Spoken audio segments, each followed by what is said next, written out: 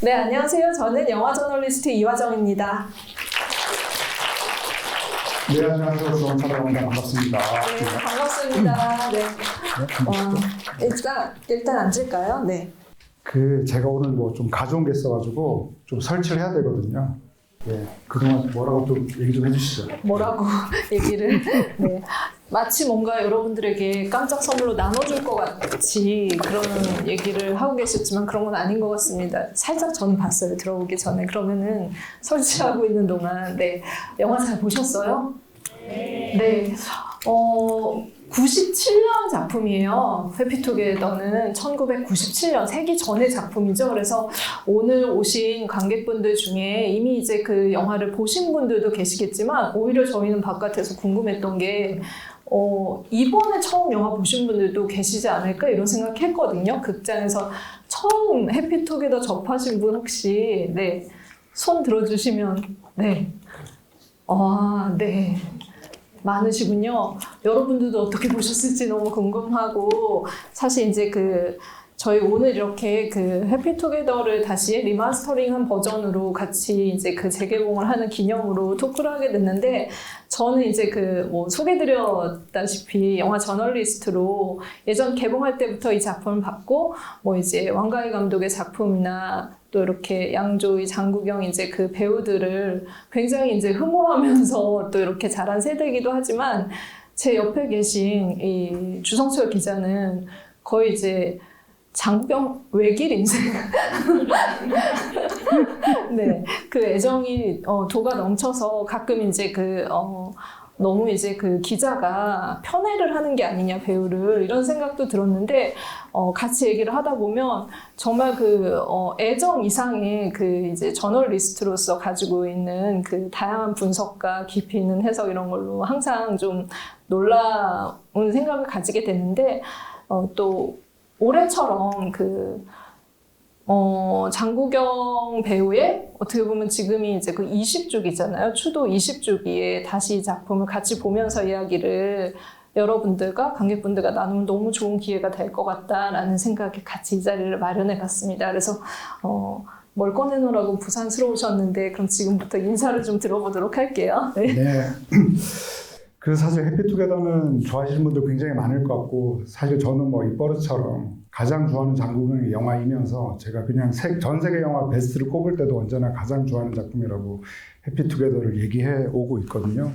근데 이번에 참 다시 보면서 느낀 게 좀 장첸이 괜히 전화를 받아가지고 약간 이간질을 시키면서 그것 때문에 더 크게 싸운 거잖아요. 그리고 또 보면 장첸이 되게 선수더라고요. 보면 거의 이 손금 받으릴게요 이런 식으로 네. 자기는 이렇게 조금만 보면 그러니까 그 사람이 상대방이 불행하지 않다 이런 얘기를 하면서 되게 접근하는 게 너무 선수여가지고 네. 알고 보면 이 모든 것이 장첸의 빅픽처였나? 이런 생각까지도 해보면서 되게 여러 가지 생각을 하면서 이 작품을 또 봤습니다. 그러면 이제 97년에 개봉하고 나서 이제 그 이후에 접하고 나서 20몇 년 동안을 이 사랑의 비밀들을 계속 곰곰이 생각하다가 이제 장첸에 대한 원망으로 지금 굳혀졌군요. 그렇죠. 알겠습니다. 근데 진짜 파고 파도 이들의 찬란했던 어떻게 보면은 정말 세상의 가장 먼 곳에 가서 찾으려고 구하려고 했던 사랑이었잖아요. 그런데 둘의 사랑이라고 생각했던 게 어떻게 보면은 이 안에 많은 삼각관계 같은 것들도 있고 해석의 여지가 분명히 있다라는 생각이 듭니다. 오늘은 장첸을 원망하기로 하시면서 시작을 하셨고 저는 이제 처음에 이 작품 원래 너무 이제 굉장히 파격적인 문구로 먼저 소개된 작품이었어요. 홍콩에서 거의 탑 배우죠. 장국영과 또 이렇게 양조위라는 배우가 동성애 영화를 찍는다라는 걸로 먼저 소개가 됐고 국내에서는 그 당시에 이제 이걸 개봉을 할 수 없는 금지 말씀하시는 동안 제가 좀 열겠습니다. 네네, 열고 계세요. 네. 금지까지 되는 그런 작품이었기 때문에 굉장히 선정적일 거라는 어떤 생각도 있었고 파격적일 거라는 생각도 있었고 그 당시에는 그런 혼란의 어떤 그런 것들로 이 작품이 다가왔던 것 같아요. 그러니까 영화 외적으로 더 이제 그 뭔가 이렇게 이 작품을 포장하는 여러 가지로. 그런데 지금 다시 보니까 너무 애틋해요. 보면 볼수록 항상 너무 슬프고 장면을 보기가 어떻게 보면은 좀 슬프고 그 당시에 정말 제가 무슨 네. 장사꾼처럼 옆에서 네, 그런 생각이 들었는데 아마 이제 그런 그 애틋한 마음의 그 한 조각을 담당하는 것이 아무래도 이제 이 조악해 보이는 네, 이 등이 아닐까, 전등이 아닐까, 이들의 사랑을 나타내주는 굉장히 중요한 소품이었죠. 그래서 관계를 나타내주는, 네, 그래서 마치 그 장국영이 마지막에 보는 것처럼, 네. 한번 그러면 점등식을 네, 해볼까요? 그럼 점등식을 네. 해보도록 하겠습니다. 이거 약간 제가 지난번에 그 중경삼님 그 집을 했었거든요. 같이. 그때 제가 시계를 가져왔었어요. 벽시계. 그 영화에 나온. 그래서 약간 경쟁심 때문에 혹시 가져오신 건 아닌가요? 네, 그렇죠. 그런 거군요. 이게 수동식이어서요. 네. 근데 지금 약간 마이크가 잘 안 되는 것 같은데. 잠시만요. 이걸로 먼저 하고 계세요. 이게 수동식이라서 네. 이게 손으로 돌려야 돼요. 이게 그럼 영화에 나온 거랑 똑같은 건가요? 그러니까 이게 그 영화 개봉했을 때 그 홍콩 현지 이제 회사에서 이제 나온 거였죠. 그 택동 영화사에서.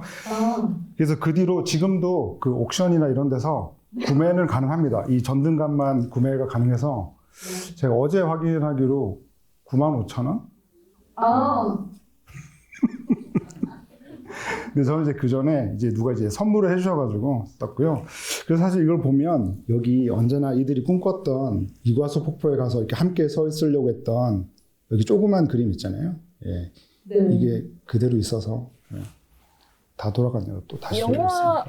네. 계속 그러면은 저희 토크하는 동안 돌리실 건 거죠? 네.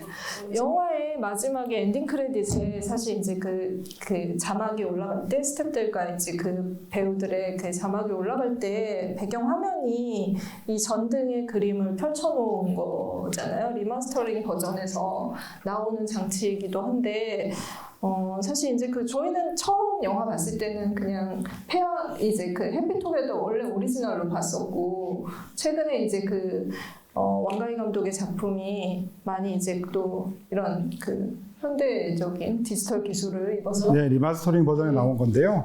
그 달라진 건 사실상 없다고 보시면 됩니다. 한 50초 정도가 이제 좀 편집이 됐는데, 그건 이제 대만의 그 타이베이에 양조위가 갔을 때, 뭐, 내레이션 이런 것들이 조금 한 50초 정도니까 사실 달라진 건 없고, 가장 크게 느낄 수 있는 부분은 역시 엔드 크레딧 올라갈 때 굉장히 화려하게 바뀌었죠. 네. 거의 이 물결 치듯이 이름들이 하나씩 올라가는 거 보셨잖아요. 예전에는 그냥 까만 바탕에 그냥 우리가 익숙하게 보는 것처럼 그냥 이름만 올라갔었는데, 그거 정도가 바뀌었기 때문에 사실은 뭐, 이렇게 분량상으로 바뀌었다기보다는 그 영화 속에서 우리가 느꼈던 그런 색감이나 이런 것들이 예전에 극장에서 봤던 것보다는 굉장히 거의 뭐랄까 품질 개선이 확실하게 됐다고 해야 되나? 예, 네. 그렇게 이제 느낄 수가 있겠습니다. 네, 당시에 이제 그 영화 공개되고 나서 칸 국제영화제에서 감독상을 수상한 작품이기도 하고 굉장히 호평을 받았고 처음 볼 때는 아름아름 보기도 했었던 그런 기억이 납니다. 그래서 오늘 이 영화의 그 요소들을 좀 같이 살펴보면서 또 어떤 의미들이 있고 어떤 또 의미들을 찾으셨는지 같이 얘기해 보도록 할게요. 네. 20주기를 맞아서 얘기를 하게 되는 건데,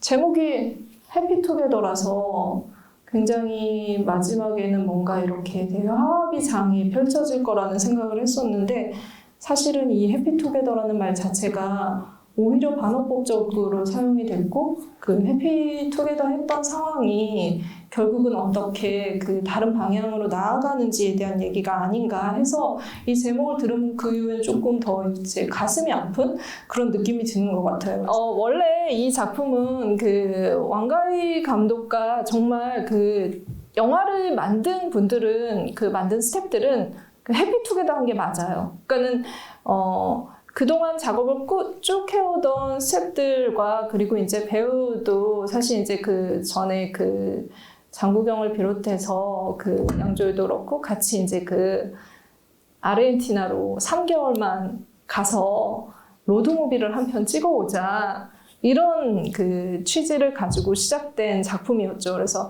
이제 함께 하자라는 말에 모두가 동의를 하면서 시작을 했고 그런 것들이 어떻게 보면은 되게 설레고 즐겁고 왜냐면 호흡이 맞았던 그 사람들이 다시 어떤 영화를 만드는 거기 때문에 그러나 왕가희 감독의 특성상 짜여진 시나리오나 뭐 콘티나 지금 같은 이제 그 제작 프로덕션의 어떤 과정 같은 것들이 전혀 없었던 상황이었던 거죠. 그래서 애초에 약조했던 3개월은 기약 없이 흘러가고 그 사이에 뭐 왕가희 감독은 계속 시나리오를 쓰고 있어야 되고 그리고 이제 또 뭐 장국영 같은 경우는 이제 그 다른 스케줄이 있어서 또 이제 그 투어 스케줄 때문에 다시 또 이제 떠나야 되기도 하고 그리고 이제 그 감독 같은 경우는 너무 스트레스를 받아서 이제 그 입이 돌아갈 정도로 그런 마비 증상이 오기도 하는 여러 가지 그 시기들을 거치면서 굉장히 프로덕션 자체가 길어졌던 작품이어서 이제 그 어떻게 보면 돌아오고 나서는 이 영화가 이 모든 사람들한테 좋았던 한 시절에 마침표를 찍는 영화였다라는 얘기를 하더라고요. 그래서 이 해피투게더가 실제로 영화적인 의미에서도 다른 의미가 있지만 왕가위와 같이 했던 모든 그 스태프들과 그런 사람들과도 어떤 의미에서는 또 다른 시기를 맞이하는 또 이제 그 한 시기를 점찍는 영화가 되기도 했었죠. 네. 그러니까 해피투게더는 이제 아비정전과 동사서독에 이어서 왕가희 감독과 장국영의 이제 세 번째 영화인데 그 두 사람의 마지막 작품이 돼버렸죠. 그리고 이제 뭐 차차 또 말씀을 드리겠지만 이 작품을 보면서 계속 슬퍼지는 이유, 그러니까 20주기를 맞아서 이 영화를 보는 게 좀 가슴 아픈 이유는 더 이상 이 작품을 끝으로 장국영과 왕가희는 다시 만나지 못했고 뭔가 왕가희 감독 영화의 그 페르소나가 이제 장국영에서 양조위로 옮아가고 있다라고 하는 그런 슬픈 기분을 계속 느끼게 만들고요. 또 하나는 이제 크리스토퍼 도일이라고 하는 촬영 감독하고도 약간 뭔가 작별 인사를 하는 것 같은 느낌이 들어서 사실 이 작품에서 해피투게더 그리고 이제 다시 시작하자라고 하는 의미는 뭔가 왕가희 감독이 스스로에게 하는 어떤 다짐 같은 것들 앞으로 더 나아가기 위해서 이전에 자신과 함께 했던 어떤 스텝이나 이 장국영이라고 하는 배우랑 뭔가 이게 좀 거대한 좀 작별 인사를 하는 그런 작품이라는 생각이 들어서 볼 때마다 굉장히 가슴이 아프다고 할 수가 있는데요. 그래서 뭐 일단 뭐 제목 얘기부터 뭐 드리자면 처음에는 이제 해피투게더라고 하는 제목을 가장 먼저 떠올리면서 이제 이 작품을 시작을 했는데 이 해피투게더라고 하는 이 그 제목하고 이 한자 제목인 춘광사설이라고 하는 이 한자 제목하고는 굉장히 좀 차이가 크잖아요. 네. 그러니까 춘광사설은 어느 날 갑자기 이제 문득 쏘아져 온 어떤 햇살, 한 줄기 햇살 같은 그런 의미를 가지고 있는데 이 춘광사설이라고 하는 한자 제목 자체가 왕가희 감독이 워낙 존경하고 좋아했던 이 미켈란젤로 안토니오니 감독의 이 블로우업이라고 하는 이 영화의 한자 개봉 제목이 바로 이제 춘광사설이었거든요.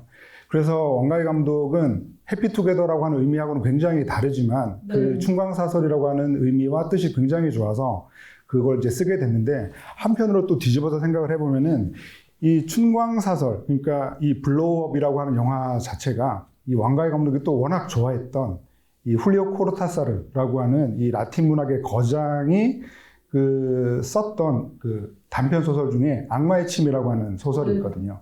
악마의 침이라고 하는 이 소설은 국내에도 출간이 되어 있습니다. 이 훌리오 코르타사르의 단편 모음집인 들어오는 밤이라고 하는 책에 이제 실려있는 단편이기도 한데요. 그 작품을 원작으로 삼았다는 것을 또 알게 된 거죠. 그러니까 사실 왕가희 감독 입장에서는 원래 라틴 문학을 굉장히 좋아했고 이 라틴 문학의 세계를 홍콩 영화 안에서 펼쳐 보이고 싶은 꿈을 가지고 있었던 사람이었기 때문에 내가 존경하는 안토니오니 감독과 그리고 내가 펼쳐내고 싶었던 라틴 문학의 거장의 작품이 뭔가 하나로 만나는 그런 느낌이 이제 들었던 거죠.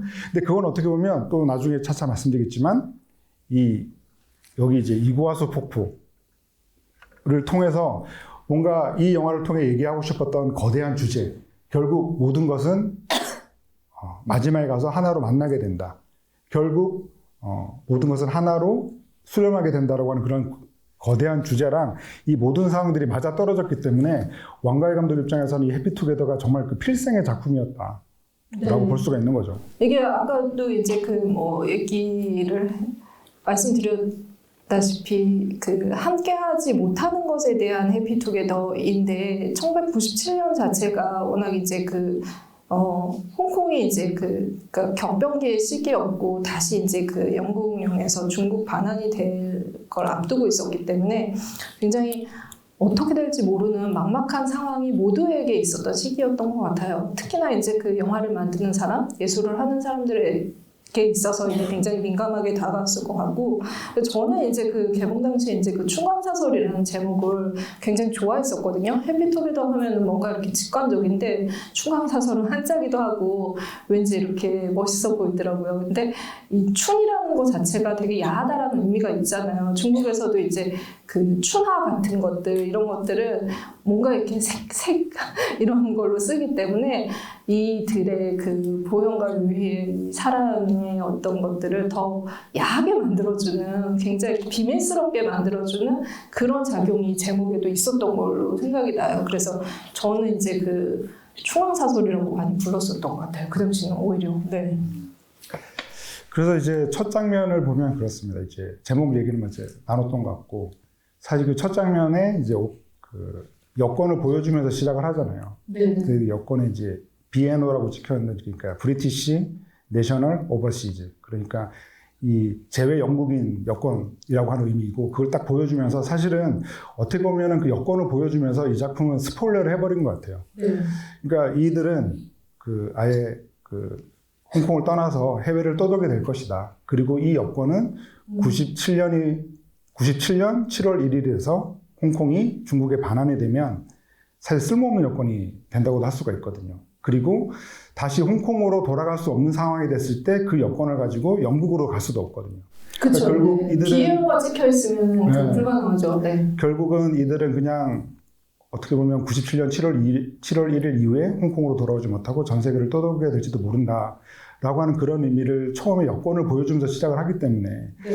그 오프닝이 줬던 어떤 무게감이라 그럴까, 그 절망감 이런 것들을 느끼면서 이렇게 보기 시작했던 것 같아요. 그러니까 아예 이제 그 여건을 보여주면서 사실은 지금 이 사람들이 이 세상의 끝으로 갈 수밖에 없고 그 안에서 다시 돌아오지 못할 거라는 어떤 상상을 하고 출발을 했던 것 같아요. 캐릭터들은 스태프들은 다시 돌아오겠죠, 당연히. 근데 이제 왕가희 감독이 이 영화를 그러니까 이 문제에 관한 영화를 내가 한번 만들어야겠다라는 생각을 아예 했고, 그리고 결국에는 받아들여지기를 원하지만 거절을 당하는 사람들의 이야기를 만들고 싶었대요. 그래서 이제 이 관계, 이를테면은 이제 당시 홍콩에서도 받아들여지지 못하는 어떤 관계가 있다면 어떤 것일까를 계속 이렇게 파고 들어갔을 때, 좀 본인한테 잡혔던 그 문제는 동성애에 관한 얘기였었던 거죠. 그래서 이제 게이 영화를 이제 홍콩에서 만들 수 없으니까 내가 만들어서 이 문제에 대해서 얘기를 꺼내보는 게 좋겠다. 지금 상황이랑 가장 내몰려 있는 어떤 홍콩 사람들의 심리를 잘 표현해주는 거라는 생각을 하고 영화 시작을 했었고, 그래서 이제 제일 먼저 이제 장국영한테 이 얘기를 한 거죠. 우리 게이 영화 한번 만들어 볼래? 라고 했을 때 장국영은 어떻게 보면 기다렸던 것 같아요. 그런 영화들을 만들고 표현하는 것들을 기다렸던 것 같고, 그래서 이제 바로 좋다고 못할 거 없지 하고, 당연히 이제 상대 배우가 너무 궁금했을 거 아니에요. 누구랑 같이 하겠냐 했더니 그때 아비정전에 같이 나왔던 양조위라는 이름을 꺼냈고 같이 하고 싶다는 얘기가 되면서, 실질적으로 어떻게 보면은 이 영화가 출발하게 해줄 수 있는, 왜냐면 이제 이런 배우들이 역할을 사실 이제 받아들여주지 못하면은 영화 들어갈 수가 없잖아요. 그런 것들이 가능해진 판을 깔아준 게 장국영도 했던 거죠.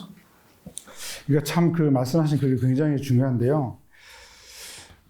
그러니까 이제 97년 5월 12일이 어떻게 보면 이 영화의 시작점이잖아요. 그 영화 속 시간대로 보면. 그리고 왕가희 감독은 이 작품을 97년 7월 1일 홍콩이 중국에 반환되기 전에 무조건 개봉해야 된다는 생각으로 만들었던 작품인데, 시작점 자체는 자신의 영화에 언제나 주인공으로 출연하고 있는 페르소나라고 할 수 있는 장국영과 함께 어떻게 보면 97년이 이후가 돼버리면 홍콩에서 이런 동성애 영화, 퀴어 영화를 찍을 수 없게 될지도 모른다라고 하는 그런 불안감이 굉장히 컸던 것 같고, 그런 점에서 장국영과 함께 그런 그렇게 동성애를 소재로 한 그 영화를 찍고 싶어 했을 것 같아요. 네. 그러면서 이제 이들이 이제 그 홍콩의 가장 반대편에 있는 아르헨티나로 간다고 하는 설정, 그리고 그것은 왕가희 감독 개인에게는 라틴 문학을 워낙 좋아하는 사람이었기 때문에 이 아르헨티나로 가서 그런 영화를 만든다는 것도 굉장히 컸고, 그러면서 또 자신이 또 애정을 가지고 있는 이 탱고라고 하는 요소도 끌어올 수가 있었던 거죠. 왜냐하면 이 탱고라고 하는 이 춤 자체도 뭔가 이민자들의 춤, 그리고 고향을 떠난 사람들의 춤이라고 하는 의미도 갖고 있기 때문에 사실은 이 작품이 아까도 말씀드렸지만 왕가희 감독에게 필생의 어떤 작품이 될 수 있었던 이유는 97년을 앞두고 뭔가 좀 홍콩 사람들 어떤 불안한 심리, 그리고 앞으로 영영 만들게 될지도 모를 퀴어 영화를 만든다고 하는 것, 그리고 중남미 문학과 탱고라고 하는 요소를 이어지는 요소. 네. 정말 다 한 대 묶을 수 있는 작품이었기 때문에 그런 점들이 굉장히 중요하다는 생각이 들고. 사실 근데 이제 그런 이제 그 동성애 영화에 대해서 이제 얘기를 하면서 처음 이제 그 정사 장면으로 시작을 하잖아요. 저 진짜 왕가희 감독 영화 중에 해피투게더가 열혈남아 이후로는 제일 파격적이라는 생각이 들었거든요. 왕가희 감독 영화에서 가장 격렬한 어떻게 보면 정사씬이 나오는 그 작품이 이 두 작품이에요. 여러분들은 되게 고혹적인 어떤 그런 그 농밀한 그 에로스를 생각할 때 화양연화를 생각하겠지만 화양연화는 사실 그런 장면들이 직접적으로 나오지 않거든요. 촬영을 하고도 감독이 덜어냈다, 워낙 편집을 많이 하시는 분이셔서 덜어냈는데, 사실 열혈남아는 제가 어렸을 때 보고 충격받은 게 유덕화와 그 장만옥의 공중전화 키스씬, 이빨 부러지는 줄 진짜 너무너무 그냥 정말 그 공중전화 박스 안에서 이런 공간에서 이런 것들, 이런 어떤 그 사랑의 감정들, 격렬함 이런 것들을 표현할 수 있을까라는 생각이 들 정도로 굉장히 그 당시에 좀 충격적이었는데, 이 작품이 어떻게 보면 그 이후에 그 왕가의 에로스를 나타내주는 작품이기도 했었던 거죠. 그 생각이 나네요. 네. 그렇죠. 그래서 아까 이제 말씀드렸던 이 훌리오 코르타사르의 이 악마의 침, 그리고 들어오는 밤이라고 하는 단편 모음집에 실려있는 그 소설 얘기를 드렸는데, 사실은 이 작품 자체는 그 왕가희 감독이 워낙 좋아했던 그 마누엘 푸이그의 그 부에노스아이레스 어페어라고 하는 작품을 원작으로 삼고 있는 작품이죠. 그러니까 실제로 그 IMDb에서는 이제 그게 이제 원작이라고 표기가 되어 있고, 그리고 이 작품의 비하인드 스토리를 담고 있는 부에노스아이레스 제로 디그리를 보면 실제로 이제 이 슬레이트를 칠 때 BAA라고 써 있어요. 그러니까 부에노스아이레스 어페어를 이렇게. 그러니까 사실은 그때까지만 해도 뭔가 좀 최종적인 제목이 뭐가 될지 모르는 상황에서 아마 그렇게 이제 슬레이트에 표기를 했을 것 같은데. 맞아요. 근데 사실 부에노스아이레스 가제로 그렇게 정해놨었던 것 같아요. 네. 어페어의 주인공들하고 이 영화의 주인공도 굉장히 다르거든요. 근데 오히려 그 마누엘 푸이그의 그 거미 여인의 키스가 사실은 동성애를 소재로 하고 있는 작품이기 때문에 그 작품이 사실 어떻게 보면 이 두 개가 묶여서 이제 이 작품이 되지 않았을까라는 생각이 드는데, 근데 그렇다고 해도 사실 그 두 작품도 굉장히 이제 다른 점은 그 출발 자체는 사실 왕가희 감독이 어떤 작품에 그 영감을 받아서 그래 이걸 원작으로 삼아야겠다. 그래서 실제로는 처음에는 이 원작을 그대로 각색하는 작업으로 시작을 했지만 결국에는 다른 작품이 돼버린 거죠.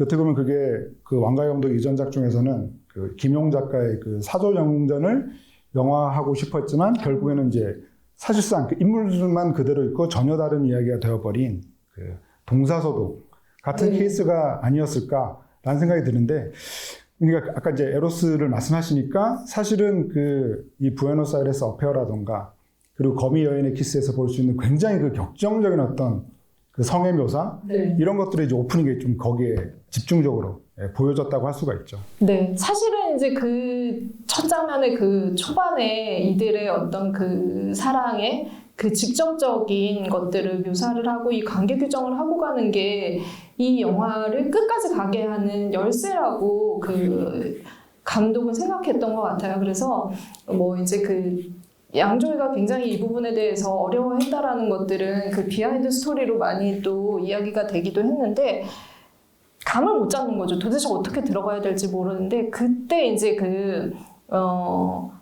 키로 잡은 게 렌골딘의 사진, 미국 작가 렌골딘의 사진이었다라고 하는데 그 사진을 보면서 이들이 이 낯선 땅에 와서 어떤 방식으로 그 사랑을 나누고 어떤 방식으로 그 관계 규정이 되는지에 대한 힌트를 얻었다고 해요. 그래서 거의 이제 그 방 영화 속에 나오는 이제 그 요미의 방 같은 경우에는 실제로 이제 왕가희 감독이 발품을 팔기도 하고 해서 그 건물을 찾아낸 다음에 그 랭골딘 사진에 나오는 거의 비슷한 그 구도, 그리고 거기 나오는 거의 비슷한 침대, 그리고 배치 자체도 그렇게 거의 비슷하게. 그러니까는 보통 이제 그렇게 침대가 뭐 크게 있다던가 뭐 이런 건데 이거는 반드시 이렇게 두 개가 떨어져 있는 그런 이제 그 구도로 해서 둘이 좀 약간 긴장감을 가지고 서로 이제 그 감정의 변화를 유발시킬 수 있도록 그리고 액션을 취할 수 있도록 그런 구도로 만든 건 거죠. 그래서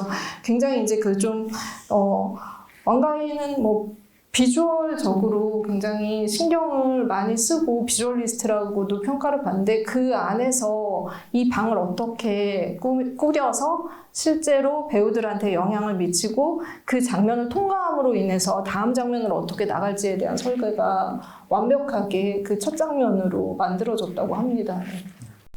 근데 이거 되게 잘 돌아가네. 이게 원래 이렇게 한 번 돌면 중간에 멈췄는데 오늘따라 되게 잘 돌아가네요. 네. 오늘이 어떤 날인지를 알고 알아서 잘 돌아가는 게 아닌가 라는 생각이.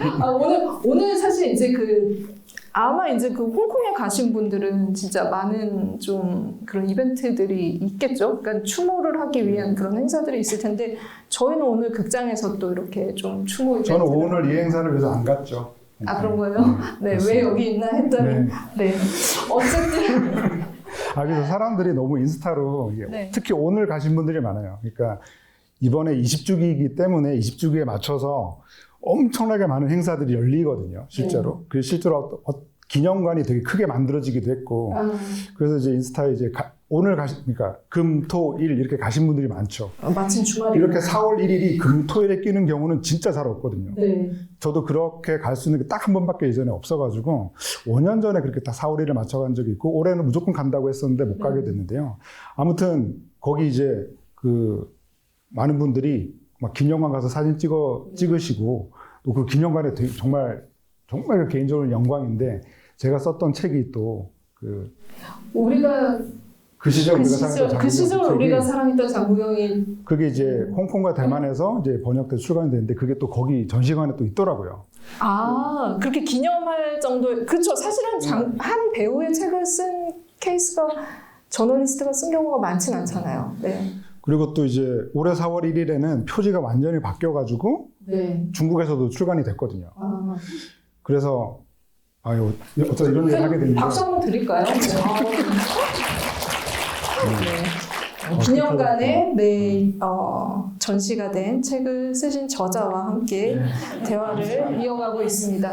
저희 탱고 얘기를 좀 아까 잠깐 꺼냈는데 좀 해보면 좋을 것 같아요. 사실 이 영화에서 탱고가 뭐 초반 장면에서의 배드씬만큼이나 이들의 관계를 나타내는 데 굉장히 중요한 장면이라고 할 수 있을 것 같은데 사실 탱고 춤이 나올 때마다 음악과 같이 엮여서 나오고 음악 너무 좋죠. 네, 해피투게더를 얘기할 때 사실은 이 탱고 장면과 그 음악을 빼놓을 수 없을 것 같다라는 생각이 들거든요. 그래서 이제 피아졸라의 이 곡이 나오는데 굉장히 좀 재밌는, 어떻게 보면 되게 의미심장한 건 이 음악과 탱고와 이 전개 자체가 이들의 관계를 좀 보여주는 연결고리가 있다라는 생각이 들었어요. 그러니까 이 피아졸라의 탱고 곡이 해피투게더에서는 프롤로그 곡이랑 그리고 또 이제 피날레 두 가지 곡밖에 없거든요. 그러니까 둘이서 그 차를 타고 가는 그 아름다운 장면에서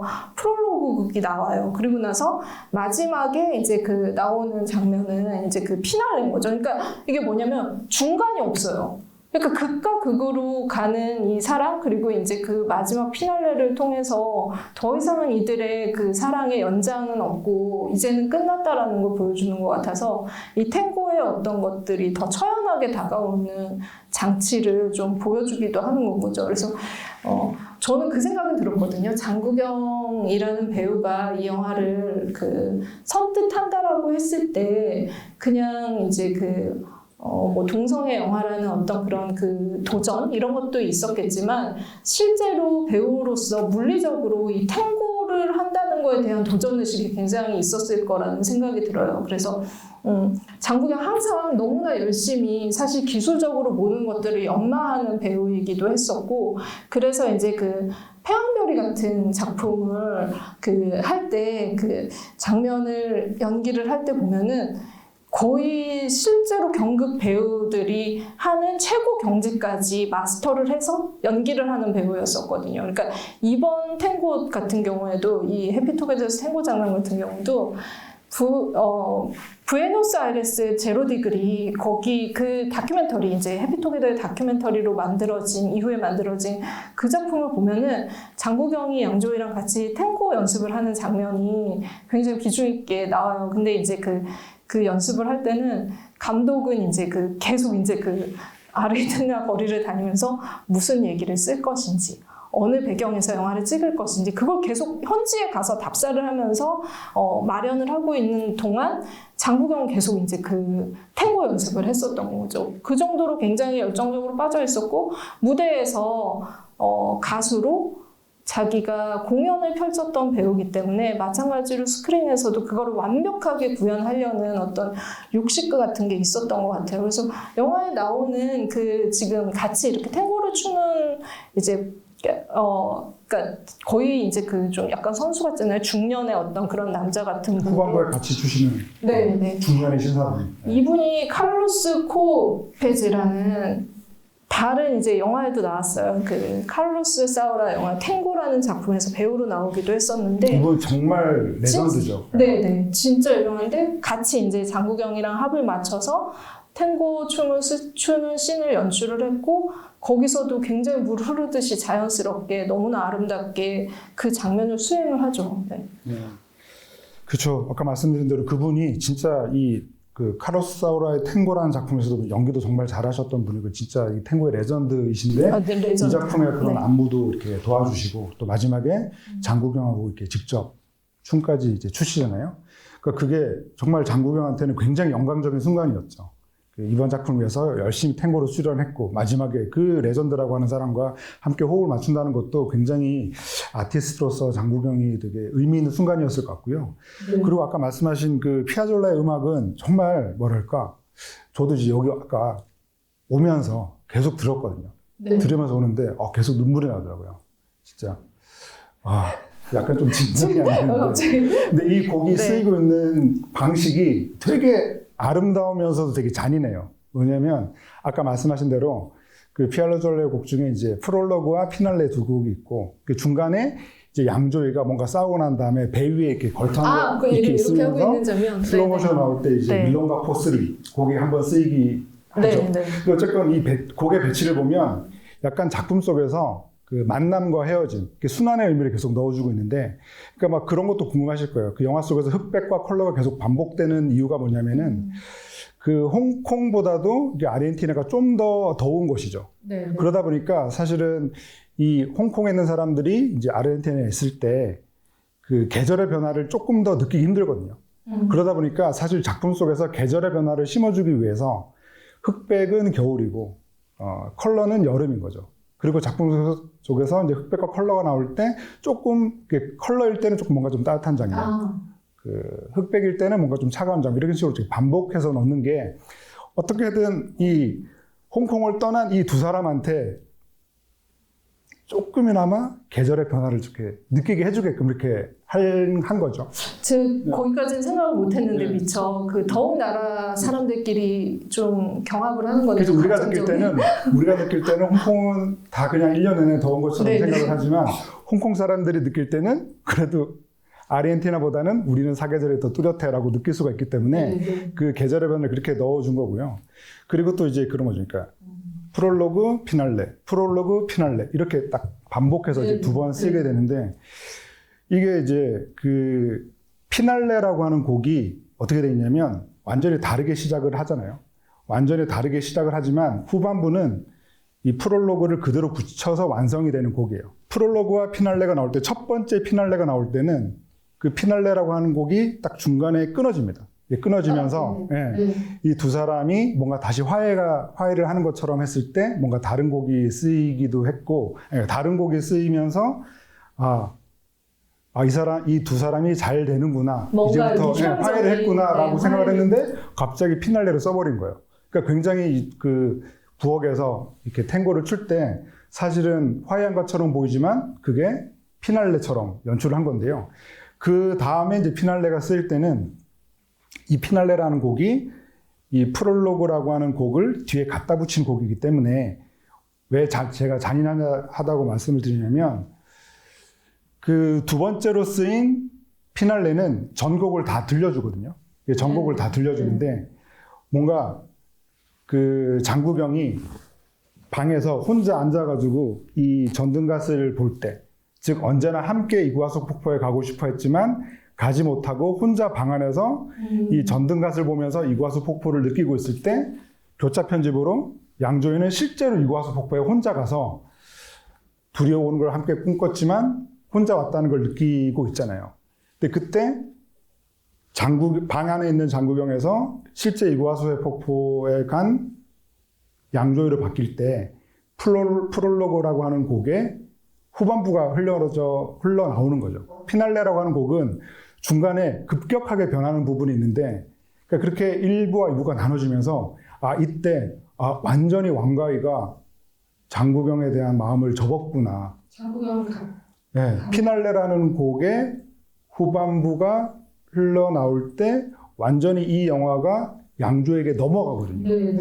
그래서 이게 진짜 왕가위가 마치 이 장구경에게 작별 인사를 하는 것처럼 너무 잔인하게 쓰여서 아마 이제 그 들을 때마다 좀 슬프죠. 배우가 그런 것도 있죠. 그 왕가위 감독한테 난 이제 더 이상 여기 있을 시간이 없다라고 쐐기를 받기도 했었어요. 그 당시에 이제 그 너무 촬영이 늘어지기도 했었고, 장구경은 그 당시에 이제 가수로서는 뭐 최고의 어떤 그 정상의 자리에 있었고, 홍콩 가수들은 워낙 이제 그 배우와 병행을 하기도 했지만 월드 투어라는 게 한번 잡히면은 여기 다시 촬영을 하러 아무리 이제 그 뭔가 이렇게 좀 자기가 시간을 내서 오려고 해도 시간을 내는 게 실질적으로 여의치 않은 상황이기도 했었죠. 그게 어떻게 보면은 그 당시이기 때문에 가능했던 스케줄 조절이었다는 생각이 들거든요. 지금 같으면은 이런 일정 자체가 나올 수가 없는데,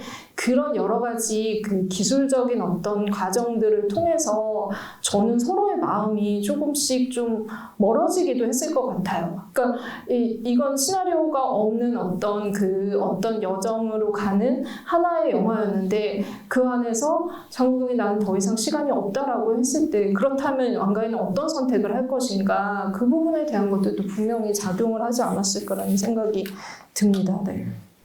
그래서 아까 제가 좀 설명이 미진했다고 느끼시면요, 그 유튜브에서 그 프롤로그라는 곡하고 피날레라고 하는 곡을 따로따로 전체를 한번 들어보시면은 피날레라고 하는 곡의 후반부가 프롤로그를 그대로 붙인 거구나, 그렇게 1부와 2부가 붙어있는 곡이 피날레구나라고 하는 것을 느끼시면서 아까 무슨 얘기인지 아마 아실 것 같습니다. 네, 그러면서 사실은 우리가 이제 해피투게더를 우리가 보면서 사실은 사전에 그런 얘기를 했잖아요.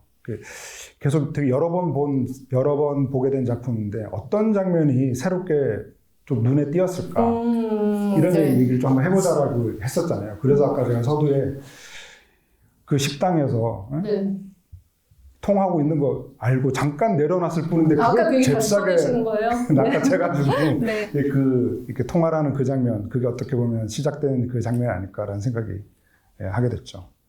그리고 또 이제 굉장히 또 중요한 장면 중에 하나가 뭐냐면 그거죠. 의도적으로 굉장히 장구경이 실제로 테라스에서 투신 자살을 하는 것처럼 미스테리하지만 의도적으로 연출된 장면이 분명히 나오잖아요.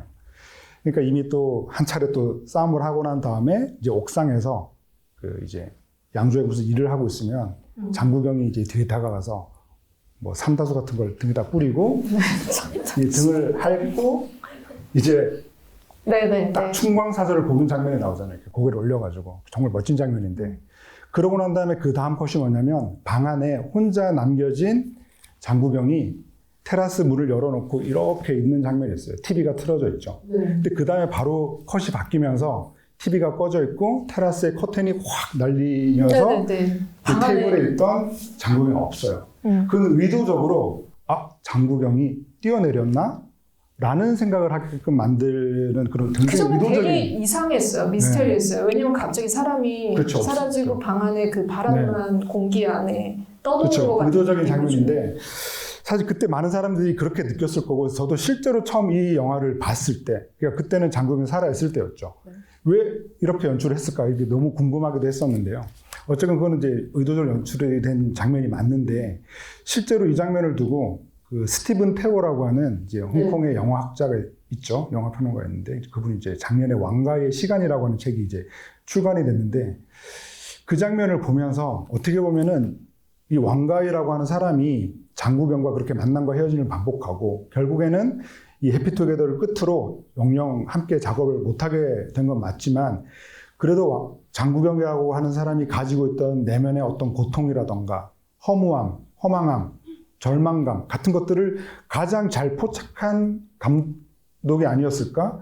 그래서 그 순간 그런 장면을 연출했던 것은 아닐까라고 뭔가 예지하듯이 쓴 부분이 있어서 저는 그 장면을 또 볼 때마다 굉장히 좀 가슴이 서늘한 것 같아요. 그 지나고 사실은 이제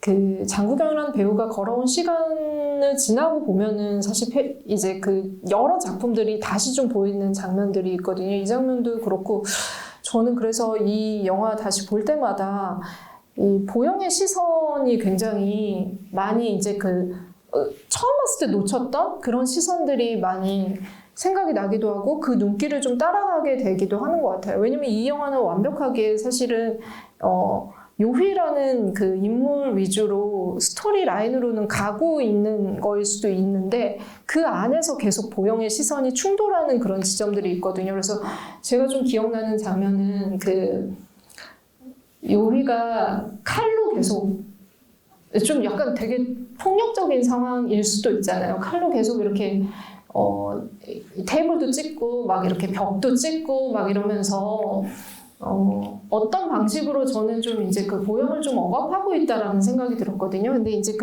그게 이제 그 여건에 관한 문제였잖아요. 내가 좋아하는 사람을 내 옆에 두고자 하는 어떤 장치 같은 것들을 하고 있고 그 안에 말로 하지는 않고 직접적인 폭력을 쓰지는 않지만 약간의 보영의 두려움을 느낀 게 아닌가 하는 그런 장면적인 위기의식을 느꼈었어요. 왜냐면 그 장면에서 보면은 먼저 보영이 자고 있거든요. 자고 있고 이제 그 혼자 이렇게 그 칼로 계속 이렇게 하고 있는데 선뜻 다음 장면으로 이렇게 넘어가면은 이 보영이 보고 있는 시선이 그쪽으로 가고 있는데 모르는 척하면서 불을 끄고 돌아오는 장면까지 이어져요. 이게 어떻게 보면은 왕가희 감독이 좀 의도적으로 보영이 가지고 있는 억압감 같은 것들을 표현하려고 했던 게 아닐까. 그 둘 사이의 긴장감 같은 것들을 그런 생각이 들어서 그 장면도 굉장히 기억에 나는 장면인 것 같기도 하고 그리고 거기서 이어져서 사실은 여권 돌려줘 할 때 여기서 왕가희 감독의 어떤 컷 분할이나 그 편집의 어떤 묘미 같은 것들이 굉장히 잘 살아있는 장면이기도 하거든요. 그래서 거의 이제 막 되게 격렬하게 싸우잖아요. 돌려달라고 하는 사람과 절대 주지 않을 거야라고 하는 그 팽팽한 긴장 안에서 그 긴 장면을 계속 이제 그 편집해서 거의 10번 넘게 13번 정도의 편집을 통해서 이들이 결국에 어떤 표정을 갖고 있는지까지 보여줘요. 그래서 마지막에 컷이 분할된 다음에 허공을 이렇게 바라보고 있는 양조의 얼굴에 가서 보면은 양조의 얼굴이 되게 표정이 복잡 미묘한 건 거죠. 그러니까는 이게 누구의 구속이나 억압이나 이런 거에서 이제는 벗어나서 이 둘의 관계를 계속 시간이 지나고 나서도 생각하게 만드는 그런 그 촬영 방식과 편집 방식과 연기를 한 게 아닌가라는 생각이 들어서 그 장면이 지금 다시 보면은 굉장히 좀 인상적으로 다가오더라고요. 그리고 역시 이제 많은 분들이 이 작품에서 명장면으로 꼽고 가장 슬픈 장면으로 꼽는 건 역시 그 펍에서 카세트 레코더에 이제 비밀스러운 얘기를 이렇게 녹음하는 장면이죠. 그죠. 화염연화의 구멍 같은 그런. 와, 그것도 그때도 이제 장첸이 정말 가머리술로 말을 정말 잘하잖아요. 오늘 장첸. 거의 그 양조위가 홀리듯이 네. 입으로 가져와서 뭐라고 이렇게 얘기를 하는 그 장면인데 그게 이제 나중에 화양연화에도 나오죠. 그러니까 그게 어떻게 보면 그렇죠. 아까도 제가 이 영화를 볼 때마다 슬픈 게 그 왕가이라고 하는 사람이 어떤 작품이나 세계관이 변해가면서 이전에는 장구경하고 되게 잘 맞았다가 조금씩 양조위로 변해가고 있다는 걸 느끼는 부분도 이후에 그 화양연화에도 그 앙코르와트에 가서 양조위가 그 네. 비밀을 봉인하는 장면이 나오고 일대종사에서는 그 장찌가 연기하는 이제 궁이 아가씨가 네. 그 사원에 가서 또 그렇게 비밀을 봉인하는 장면이 나오거든요. 그런 것들을 보면 그 무언가 그 관객이 들을 수 없는 어떤 얘기를 봉인한다고 하는 그런 굉장히 미스테리하고 비밀스러운 순간 같은 것들이 이 해피투게더에서 어떻게 보면 처음 시작되지 않았나라는 생각이 들고 이 영화 이후에 굉장히 많은 한국 영화에서도 그렇게 귓속말을 해요. 관객들은 못 알아듣게. 그래서 나중에 그래서, 네. 물어보죠. 무슨 말 하셨어요? 네. 그 카세트 테이프를 나중에 이제 우스아이아 등대, 그 세상의 끝이라고 하는 그 등대에 가서 장첸이 듣는데 분명히 뭐라고 들었을 것 같은데 사실은 관객한테 얘기를 안 해주거든요. 그냥 뭐 흐느끼는 소리만 있다라고 하는데 그게 진짜일까? 라는 생각이 들기도 하면서 그 장면을 볼 때마다 굉장히 좀 슬픈 것 같습니다. 너무 가슴이 아프기도 하고 사실은 이제 뭐 말이 필요 없죠. 그 느낌 자체는 그 전달받을 수 있는데 지금 그 카세트 테이프 요즘 그 아날로그적인 장치를 보니까 더 좀 그런 생각들이 배가 되는 것 같다라는 생각이 들거든요. 네, 들더라고요. 디지털로 이런 거보다 그 지지직거리는 소리 같은 것들이 공기가 왠지 그런 테이프에는 더 많이 사실 더 많이 못 잡아내는 장치잖아요. 근데 더 많이 그 공기를 잡고 있을 것 같은 그런 어떤 느낌 같은 것들이 들어서 저도 그 장면 다시 봐도 여전히 굉장히 좋은 장면이고 역시 왕가에는 그런 기기들을 잘 활용을 하는 감독, 사람의 마음을 움직이는 감독이라는 생각이 들었습니다. 그리고 또 이제 볼 때마다 그래도 납득이 안 되는, 이해가 안 되는 장면 중에 하나는 그게 있죠. 그 후반부에 이제 그 부에노스아이레스가 홍콩의 완전한 반대편에 있다는 것을 알고 난 다음에 거꾸로 된 홍콩을 보는 장면이 나오잖아요. 그거 누가 촬영했는지도 알 수가 없고 누가 보내준 건지도 알 수가 없는 장면인데 실제로 홍콩의 거리를 캠코더로 찍은 장면을 느닷없이 보여주거든요.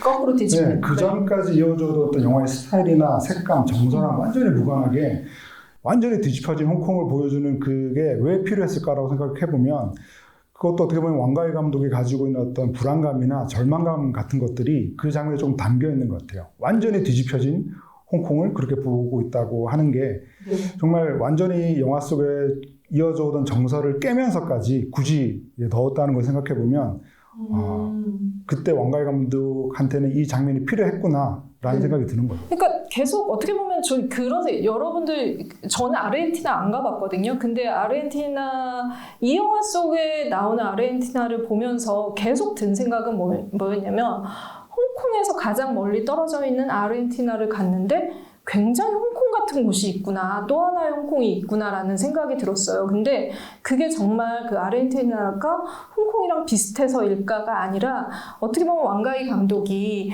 아르헨티나라는 가장 먼 곳에 이 인물을 배치를 해놓고 이 인물들의 어떤 그 감정을 이 안에 이렇게 내려놓고서도 그들이 그 찾는 어떤 그 홍콩이 아닌 이제는 이제 홍콩이라는 곳은 더 이상 없고 돌아가도 없고 여기 먼 곳에서 홍콩 같은 곳을 찾은 게 아닐까.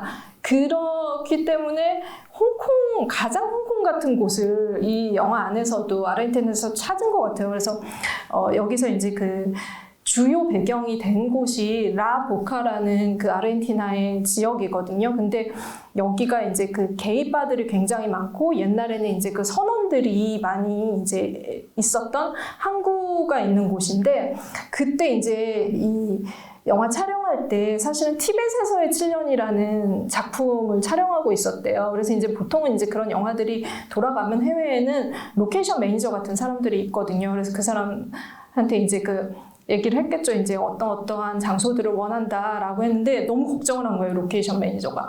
티벳에서 7년이 이미 찍고 있고 너무 아르헨티나의 아름다운 모든 것들을 미리 선정을 했는데 그렇다면 왕가희 감독한테는 어떤 데를 제안을 해줘야 될까 이 생각을 했다고 해요. 근데 왕가희 감독은 그런 데는 다 안중에 없었던 거예요. 그러니까 다 그런 것들을 다 떠나보내고 그 좋은 장면들, 아름답고 보기 좋은 곳들이 아니라 가장 어떻게 보면은 조금 낡고 지저분하고 어떻게 보면은 이제 생활이 넉넉하지 못했던 사람들, 공동 주거 공간, 이제 홍콩처럼 막 좁은 집안에서 여러 가구가 사는 그런 곳들을 찾았던 건 거죠. 그래서 굉장히 홍콩 같은 아르헨티나였던 것 같습니다. 네.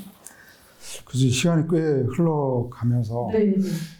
제가 이제 오늘 이제 해피투게더 집을 한다고 하기로 하고 좀 이 영화를 다시 보고 그러면서 이제 어쨌건 뭔가 좀 어떤 좀 새로운 얘기를 할 수 있을까. 그리고 이제 그게 또 하필 또 이제 장국영 20주기에 맞춰서 하는 작품인데 사실 장국영의 많은 팬들은 해피투게더를 보는 걸 굉장히 두려워하죠. 굉장히 가슴 아픈 영화에서 보기를 두려워하는데 근데 어쨌든 장국영 20주기에 맞춰서 이 해피투게더를 하면서 어떤 좀 얘기를 해볼까라고 고민을 하다가 제가 다시 보면서 이제 확실하게 된 게 있거든요. 그걸 좀 말씀드리고 싶은데 이건 그냥 순전히 저의 주관적인 생각이기 때문에 그냥 듣고 넘기셔도 상관없는데 네. 사전 밑밥을 엄청나. 그러니까 아까 이제 말씀하셨던 네. 이 양조의 나이프, 칼을 들고 있는 모습을 보면서 제가 느낀 건데요. 네. 저는 이제 예전부터 이 해피투게더를 얘기를 하면서 많은 사람들이 착하고 성실한 양조위를 제멋대로인 장국영이 괴롭히는 이야기라고 늘 이렇게 습관적으로 얘기하는 게 너무 듣기 싫었거든요. 의심이 많았죠. 굉장히 변덕스럽고, 그렇죠. 그래서 굉장히 사람을 들었다 놨다 양조위를 힘들게 한다 이런 게 너무 듣기 싫었거든요. 근데 제가 다시 보면서 느끼는 게 뭐냐면요, 저는 완전히 반대라고 생각을 하거든요. 왜냐하면 그걸 억지로 찾으신 건 아니고요. 아니 억지로 찾은 게 아니라 이 얘기를 제가 하는 얘기를 듣고 뭐 설득 되실 분도 있고 아니실 분도 있는데 어쨌건 좀 말씀을 드리자면 저는 이 영화 속에서 이 칼을 든 모습도 그렇고 양조위가 사실은 홍콩에 있을 때 어떤 놈이었을까? 약간 좀 노는 좀 그런 놈이었을 것 같아요. 과거를. 네, 그러다 보니까 사실은 유희의 과거를. 그 마지막에 장첸의 사진을 이렇게 하는 이렇게 모습이라던가 혹은 그 전에 바의 주인을 병을 가지고 와서 내려치는 장면이라던가 네. 그리고 자기 얼굴을 거울로 보다가 깨는 장면들을 보면 그런 일상화된 폭력이 되게 익숙한 사람이에요, 사실은. 그러다 보니까 제가 생각할 때는 홍콩에 있다가 아르헨티나로 간 굉장히 중요한 이유 중 하나가 뭐냐면 아버지가 소개시켜준 회사에서 돈 훔친 거거든요. 약간 좀 질이 나쁜 놈일 수도 있어요. 네네. 그러다 보니까 사실은 자기 혼자 아르헨티나로 갈 수도 있는데 당시 연인이었던 장국영한테 가자고 해서 장국영은 가기 싫은데 억지로 따라갔을 가능성이 굉장히 높아요. 근데 그걸 알 수 있는 또 대목이 하나가 있는데 뭐냐면 경마장 장면인데요. 네.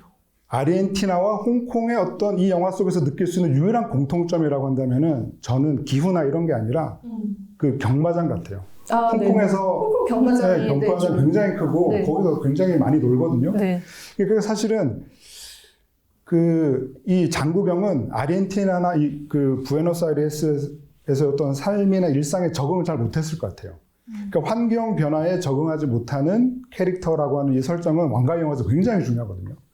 열혈남하에서 장만옥이 구룡반도에서 잘 살지 못하는 이유도 그런 이유고, 그리고 가장 최근작인 일대종사에서 궁이가 따뜻한 남쪽인 홍콩에서 잘 못 지내요. 너무 음식도 안 맞고 계속 땀도 나고 해서 너무 싫다고 하면서 돌아가게 된 그 설정을 보게 되는데 저는 장국영도 부에노스아이레스에서 그랬을 것 같아요. 그러다가 경마장 갔을 때는 굉장히 즐거운 거죠. 뭔가 홍콩에 와 있는 것처럼 정말 그러니까 이 영화 속에서 장국영이 가장 기뻐하는 순간이 경마장에서 이제 막권 들고 막 말 달리는 모습을 보는 그럴 때인데 그때 보면 그때 보면 양조위는 쟤는 여기까지 와서 경마장에 왜 온다고 난리야 이런 식으로 막 되게 싫어해요. 근데 이제 그때 굉장히 좋아하는 거 보면서 그 장국영은 이때는 굉장히 기뻤구나. 홍콩이 네. 떠오르면서라는 생각이 들게 되는데. 홍콩 영화에 많이 등장하는 장치잖아요, 네. 사실은. 네. 그래서 그걸 보면서 이제 느꼈던 게 이런 거죠. 그래, 다시 시작하자라고 하는 이 말을 계속 장국영이 계속 하게 되는데, 저는 그 말이 마음속에서 우러나온 말이 아닐 수도 있다는 생각이 들었어요. 왜냐하면 계속 홍콩에서부터 이 부에노스아이레스에 이르기까지 어떻게 보면 좀 굉장히 심하게 말하자면 이 요희에게 계속 가스라이팅 당했던 네. 이 보영의 모습이 아닐까. 왜냐하면 이 영화의 첫 장면에서 기억하실지 모르겠지만 이 거울에 서가지고 그 굉장히 막 화가 난 듯한 그 요희가 이렇게 있을 때 화면 밖에 있는 보영이 다시 시작하자라고 얘기를 딱 꺼내거든요. 그러니까 어떻게 보면 언제나 두 사람은 그랬을 것 같아요. 뭔가 계속 요희는 저렇게 화가 나 있고 막 삐져 있는 상태였을 때 사실은 다시 시작하면 안 된다는 것을 알지만 다시 시작하자라는 말을 하지 않으면 그 요희를 풀어줄 수가 없는 거예요.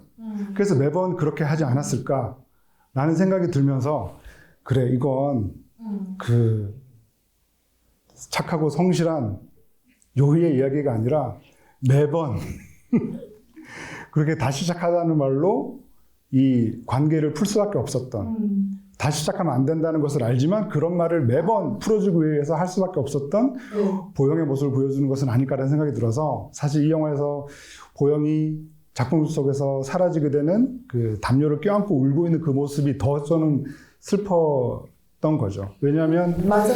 예, 매번 관계를 끝내고 싶었지만 그러지 못하고 매번 그런 식으로 관계를 이어왔는데 이제 진짜 완전히 그게 끝나버린 상태에서 느끼는 어마어마한 어떤 허무나 슬픔이 아니었을까.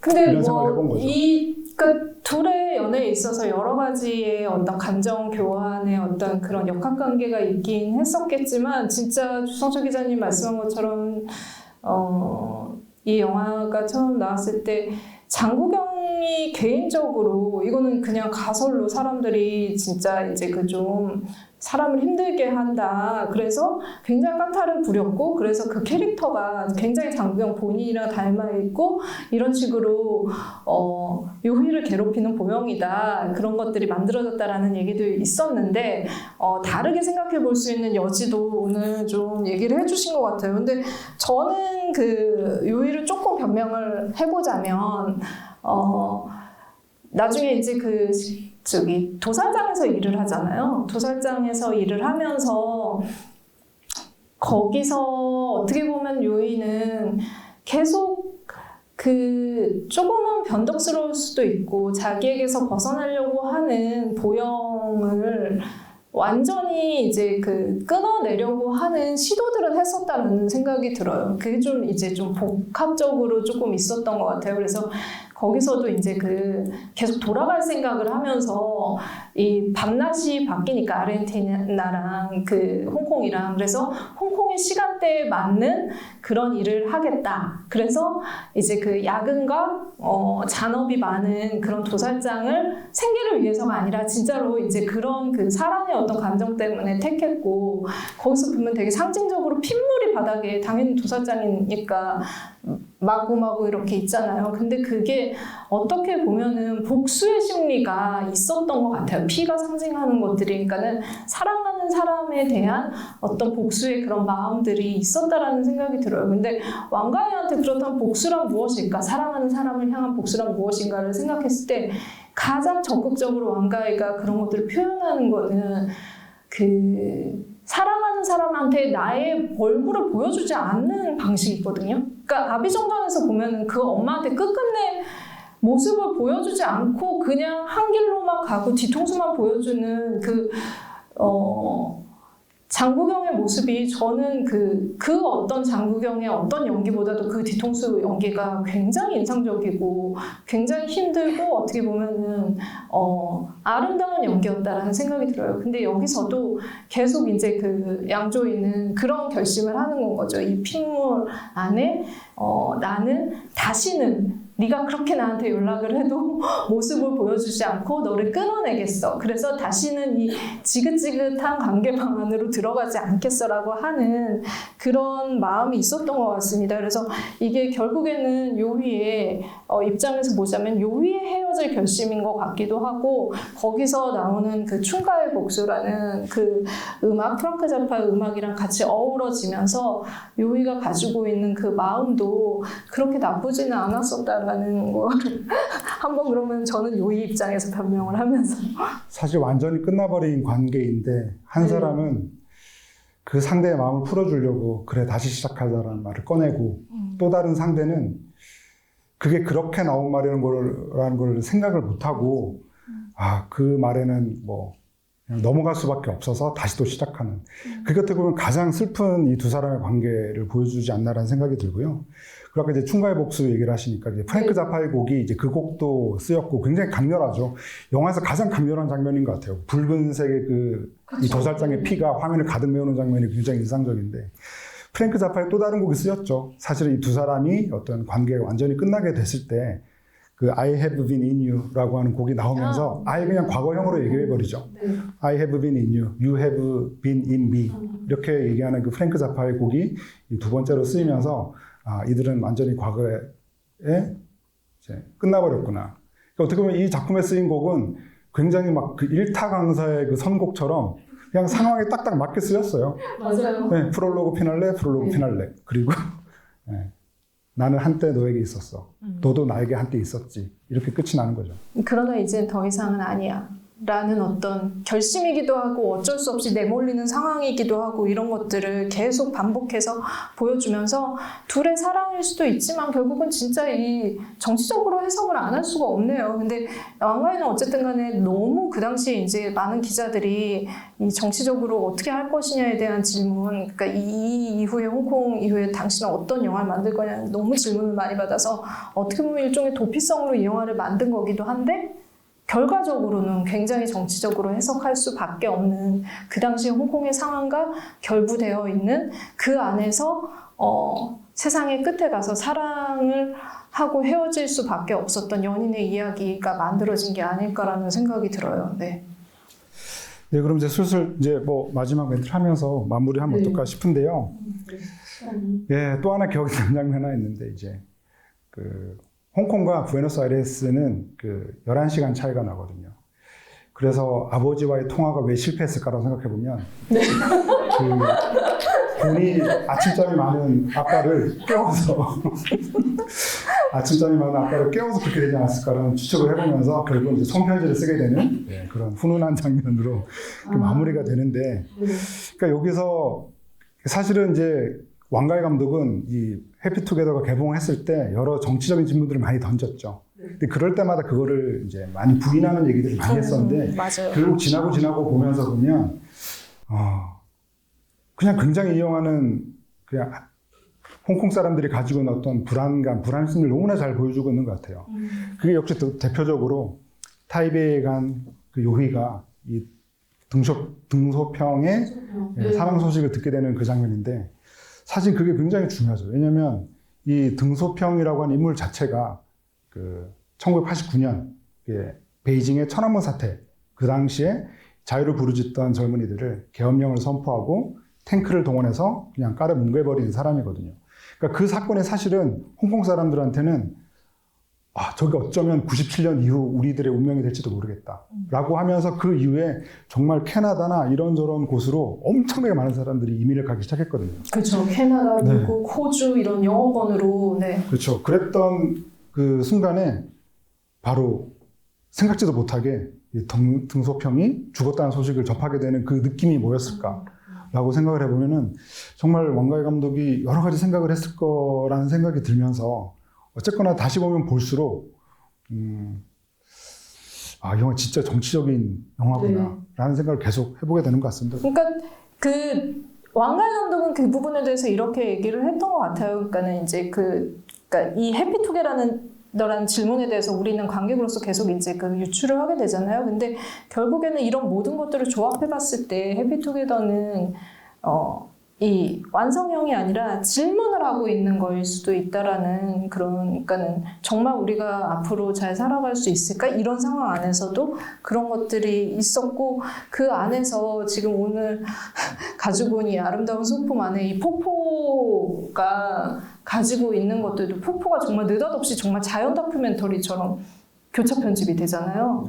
이런 것들이 가지고 있는 그 폭포가 모여서 이제 모든 것들이 합쳐지면서 이제 막 본토 반환이랑 이런 것들에 대한 여러 가지 생각들의 그 물줄기들의 갈래들이 이 영화 안에서 보여지고 있다라는 생각이 듭니다. 네. 그 우리 삶의 거대한 마침표 같은 영화라는 말을 했죠. 왕가희 감독이. 그래서 이 이구아수 폭포는 결국에는 다른 곳으로 흘러가는 것처럼 보였던 여러 물길들이 결국에는 이 폭포에서 다 만나게 된다. 라는 의미로 이제 이 이구아수 폭포를 설정을 했는데 이 영화 속에서 이 이구아수 폭포의 그 엄청난 이 항공 촬영 장면은 확실히 리마스터링된 버전으로 보면 진짜 압도적인 것 같아요. 그런 점에서 이 영화가 얘기하고 싶었던 주제를 잘 보여주는 것 같고 그리고 그게 이제 왕가희 감독이 했던 것처럼 이 폭포라고 하는 것은 물의 끝이다. 결국에는 거기서 다 만나게 된다. 라는 것과 좀 이어진 것 같습니다. 네.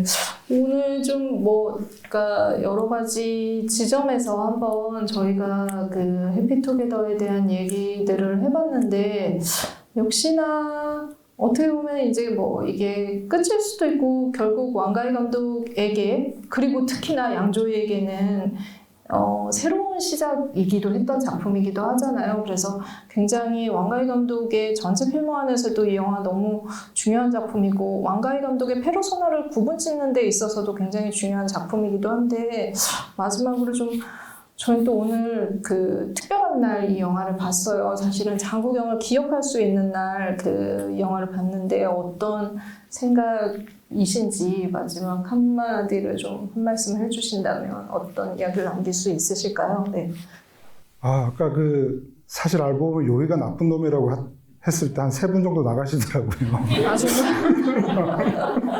지금 양조의 시대가 열렸는데. 어쨌든 이제 그게 장국영의 20주기에 맞춰서 이 영화를 하면서 좀 그런 생각을 해봤다라는 거였고요. 근데 이 영화를 보면 볼 때마다 진짜 마법 같은, 마술 같은 영화 같아요. 이제는 만들어질 수 없는 영화잖아요, 사실. 맞아요. 네. 절대 만들어질 수 없는 시간. 그렇죠. 이런 식으로 과정. 최고의 톱스타들을 정해진 것 없이 그냥 데리고 지금 내가 살고 있는 곳에서 완전히 반대편으로 데려가서 마치 여행하듯이 수수께끼를 풀듯이 영화를 만든다고 하는 것은 이제는 완전히 불가능한 거고요. 고소랑이에요, 지금. 그렇죠. 그때 그렇게 찍었다는 것이 정말 이 영화 촬영 감독 중에서 최고의 야수파라고 불리는 크리스토퍼 도일 촬영 감독의 이 카메라와 만나서 만들어지는 이 정말 놀라운 경지는 이제는 다시 만들어질 수 없는 영화라는 생각이 들어서 저는 이제 이번에 이제 상영 끝나기 전에 한 몇 번 더 보려고 합니다. 정말 디테일한 요소들까지 이 왕가희랑 같이 했던 스태프들의 어떤 그 특징 같은 것들이 해피투게더는 고스란히 살아있거든요. 예를 들면은 이 집안에서 계속 체크무늬 티셔츠 입고 있잖아요. 근데 여기 그 왕가희 감독의 비주얼을 거의 이제 총책임을 한 장숙평 그 미술 감독이 그 부분을 좀 고집을 한 거예요. 그 벽지에 이 체크 패턴 같은 걸 이 인물들에게도 입혀서 이 인물들이 이 공간 안에 동화되게 하자. 이런 것들을 정말 예전에 그 작품 뭐였죠? 중경상면에서 임청화가 마놀라 블라운이 구두 신고 뛰어가거든요.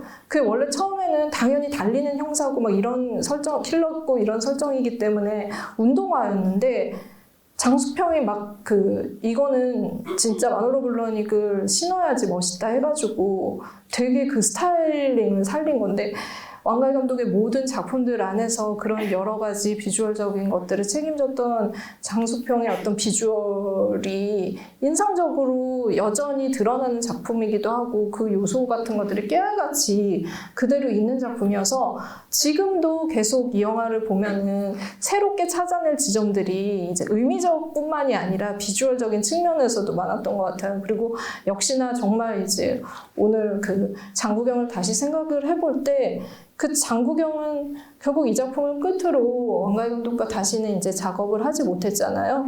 근데 이제 그 얘기가 있더라고요. 그러니까는 인터뷰에 왕가희 감독이 굉장히 후회스럽다라는 얘기를 했어요. 이후에. 그러니까는 더 같이 못해서 후회스럽고, 그렇지만 정말 이제 그 장국영이라는 배우가 없었다면 이 영화는 절대로 만들어질 수 없었다라는 얘기도 했습니다. 근데 그 당시에 장국영이 어떤 생각을 하고 있는지에 대한 얘기를 했었는데, 결국 장국영은 전설로 남고 싶었다고 해요. 항상 그 이야기를 감독한테 했었던 배우였던 거죠. 그 전설이라는 게 뭐 우리가 보기에 막 대단한 정말 뭔가 이렇게 신적으로 배우로 이제 뭔가 이렇게 칭송을 받기를 원했다기보다 그 장국영이 제일 좋아했던 그 가수가 일본 가수 저기 야마구치 모모에? 야마구치 모모에잖아요. 그러니까 야마구치 모모에는 완전 일본에서 탑을 찍었던 가수였거든요. 시간이 너무 없어서 막 기차 타고 가면서 노래 부르고 막 그랬었던 가수였는데 그 정도로 인기 있었던 가수도 결혼하고 완전히 잠적했어요. 그러니까 완전히 연예계를 은퇴를 했는데 장국영이 원했던 것도 그거였던 거예요. 내가 가장 아름답게 빛날 때 더 이상 그 이후의 모습은 보여주지 않고 대중에게서 사라지는 그런 전설이 되고 싶어 했는데 그 부분을 이 당시에 왕가희 감독에게 그 부분에 대한 의지나 아니면 자기 생각을 얘기를 했었고 감독도 그 당시에 이 배우가 원하는 건 이런 거구나라고 생각을 했는데 설마 그 말이 정말 자기의 생을 마감을 해서 가장 아름다운 그 시절의 자기 모습을 박제할 줄이야 자기는 그때 몰랐다라는 건 거죠. 그러나 어쨌든 그런 일이 벌어졌고 아까 주성철 기자가 말씀하신 것처럼 더 이상은 만들 수 없는 이 마법 같은 시간의 기록이 우리한테 해피투게더라는 한 편의 아름다운 작품으로 남은 것 같습니다. 그래서 지금 뭐 이런 해석을 했지만 사실 이제 또 다시 이 영화를 보고 몇 년 후에는 또 다른 관계에 대해서 더 이야기들이 나올 수도 있을 것 같고 여러분들 나름대로 요이와 보영의 사랑에 대해서 그리고 장까지 끼어든 이 삼각관계에 대해서도 유추해 볼 수 있을 것 같아요. 그래서 여전히 굉장히 모던하고 아름다운 영화로 새로운 관객에게 또 찾아가는 왕가희 감독의 작품, 장국영의 작품 이렇게 같이 4월 1일을 앞두고 봐서 너무 재밌는 시간이었습니다. 저는 오늘 네. 집에 가서 장국영 영화를 보고 한 편 더 보고 잘 거거든요. 그래서 이제 이 두 사람의 마지막 작품이었던 해피투게더를 보면서 되게 슬펐기 때문에 네, 그럼 뭘 보실 거예요? 아비정전. 네. 오늘은 아비정전을 보고 자려고 합니다.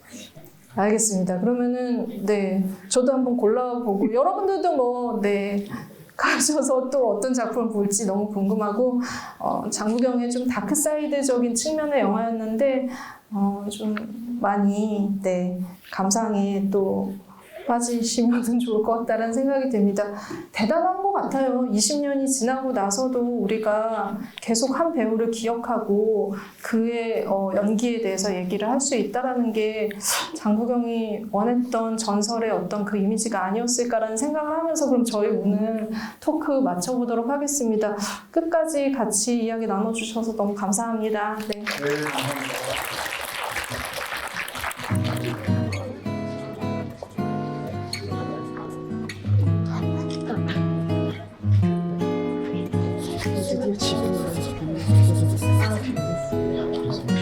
무기건조 잘 됐어.